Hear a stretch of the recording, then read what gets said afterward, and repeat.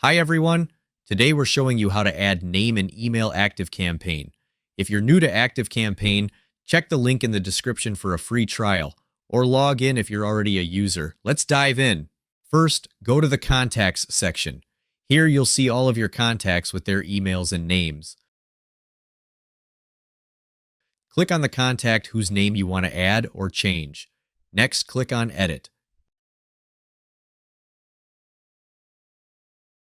Make your changes, and then click Save Changes.